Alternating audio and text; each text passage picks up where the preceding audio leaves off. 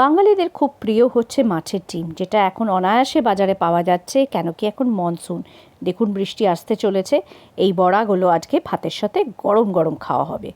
মাছের ডিমটাকে ধুয়ে নিয়ে এর মধ্যে দিয়ে দিলাম পেঁয়াজ কুচি, লঙ্কা কুচি, ধনেপাতা কুচি, রসুন কুচি, লঙ্কা গুঁড়ো, হলুদ গুঁড়ো আর পরিমাণ মতো নুন।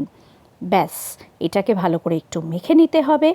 আর বাইন্ড করার জন্য অল্প একটু ময়দা হোক কি, যারা বেসন পছন্দ করে দিয়ে একটু গরম গরম করে ভেজে নিলেই কিন্তু আমাদের বড়াটা রেডি। আপনি চাইলে এটাকে সাদা তেল হোক কি সর্ষের তেল হোক, যে কোনো তেলে ভেজে নিতে পারেন। আমি সাদা তেলে ভেজে নিলাম। সর্ষের তেল হলে আমি সেই তেল দিয়ে কাঁচা লঙ্কা দিয়ে ডলে মেখে খেতে দারুণ লাগে ভাতের সাথে। ট্রাই করে দেখবেন। তো আজকে অনেক আইটেম আছে বলে আমি আর সেটা করলাম না। এই হচ্ছে আমার থালি। আর নেক্সট ডে বানানো হয়েছে কারি, যেটা আমার লেফট ওভার ডিমগুলো পড়েছিল। আলুগুলো ডুমো করে কেটে একটু নুন দিয়ে ভেজে নিয়েছি। তারপরে লেফট ওভার ডিমগুলো এরকম করে আবার দুপিট ভেজে নিচ্ছি।